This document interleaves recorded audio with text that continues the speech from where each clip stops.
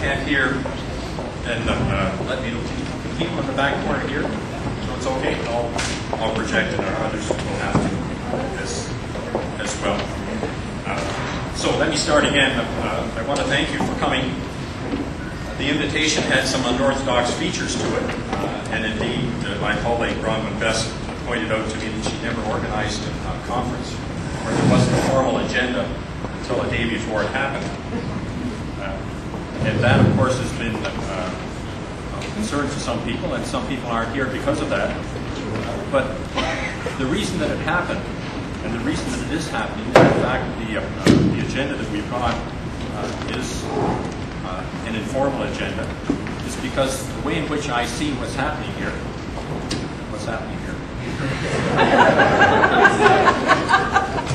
I see the glass darkly. I can see we're off to a real good start. What's happening here is that I want you to engage in a 3-day conversation. That's essentially what this is about. We're building a network, and the most significant part of a network is that it's a network. That people know who's in it, that people know each other, a little bit about each other, that we start to build trust so that when we exchange emails, if we end up exchanging emails about specific topics or about specific ideas, then people have some sense of the... We're going to get rid of this pretty soon. Yeah, can you just cut the mic? Going to work with it for the moment anyway. Continue on. So that when people get emails from each other, there's a basic trust level. You know who it is that's talking to you, and you have some sense of the reliability of the communication and the trustworthiness of the person who's doing it. Because trust, it seems to me, is going to be absolutely essential. Louder. To the louder. Trust is going to be absolutely essential to what it is that we're going to be doing here over the time together. So really, this is a conversation. Now, some people wanted an agenda so that they knew which parts of the weekend they would participate in and which parts they wouldn't. And they didn't get an agenda because I didn't want them to do that. I don't want people dropping in and dropping out, although I know that to a certain extent, and I won't point the finger, some people are going to have to do that. But the idea is that you're here at the beginning of the conversation and you're here at the end of the conversation. And this already is a very challenging proposition because I'm asking you for 3 days. Now, Malcolm, who's going to be talking later, brought people into a roundtable environment on exactly the same principles yesterday for just 1 day. And it worked, and it was a conversation. It was a very exciting conversation. We're taking that concept and moving it to the next stage, and we're talking about a 3-day conversation. What's really important is what's going to happen in the discussions and in the conversations. And the one thing that I can promise you is that if you take it seriously and you get involved and engage, you're going to have a chance to meet some of the most interesting people in Canada, and also internationally, because we have people here from around the world. And I think if nothing else happens, you're going to have some really interesting, fun conversations with some really interesting people. And that you can take away. But I want more than that to happen, and I hope more than that happens. I want to explore some of the fundamental concepts that lie behind this network. And one of the things that I want to tell you, and we're already testing out some of the ideas, is that in my view, and I'll talk a little bit more about this later when I introduce our first guest who's going to launch us into our conversation. In my view, this network can't work unless we challenge in some pretty fundamental ways, some pretty fundamental paradigms and practices. And I can tell you that we've been doing that since we started. And I can tell you that almost everybody who's participating in this event is being asked to do something they've never been asked to do before. And that applies to York University and the people we've been talking to, and some of them have been bent absolutely out of shape. The accountants, the research people, they simply can't figure out what's going on. One of the things that's happening, and I think it will be good for York University next week, I had a visit from the Chief Financial Officer of York University. He said, look, Wes, we're going to get together everybody who's connected with this project in this university, particularly the accountants, and we're going to try to figure out what the hell is going on.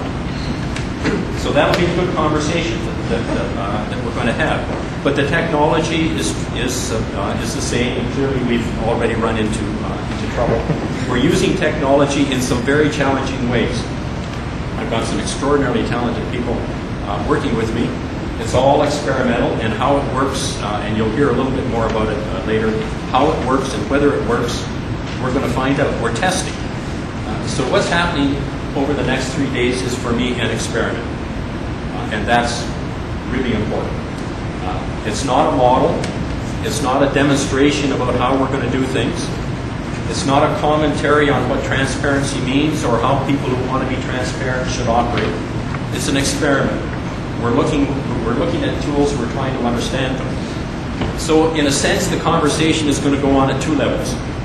We're going to be exchanging ideas, looking at propositions, looking at projects, looking at ways in which this network can work. And at the second level, the meta level, I should tell you I'm a philosopher, but at the meta level, we're going to be evaluating what it is we're talking about. So we're looking at the world through two sets of glasses. One set is actually engaging in the activities that we're supposed to be engaging in, and the second is trying to evaluate whether what we're doing is worthwhile, whether we're making mistakes, whether we're actually communicating as effectively as we want to be able to communicate, whether the technology is getting in the way, and it already has, or whether it's actually an aid of the sort that we're looking at.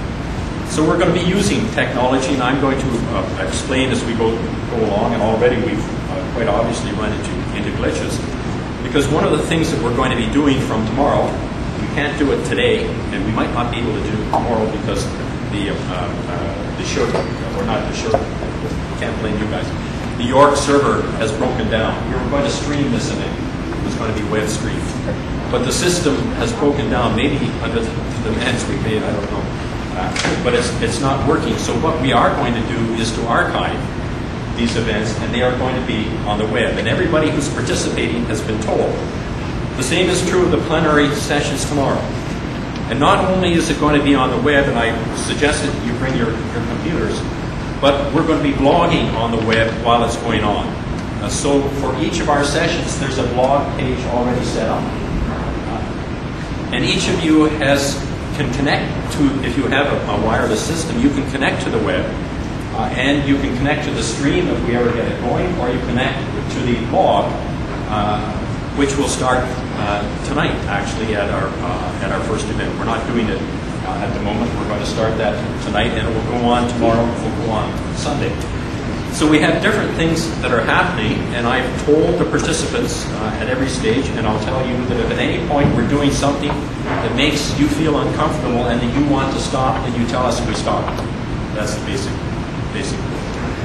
What we're doing is designed to work with the concept which is fundamental to this network, which is the concept of an agora, or an agora, the Greek marketplace. We're trying to create a marketplace of ideas using modern technology. Obviously, people can't walk into a Greek marketplace as they used to talk to a Socrates or a Jim Cooley or whoever, Malcolm McIntyre. They can't do that, but if we can use electronic technology, we may be able to create an environment where that sort of thing is a possibility. And that's what we're trying to do. We're trying to understand what it is to create an electronic marketplace.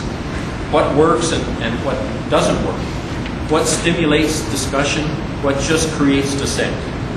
And there are pros and there are cons to the techniques.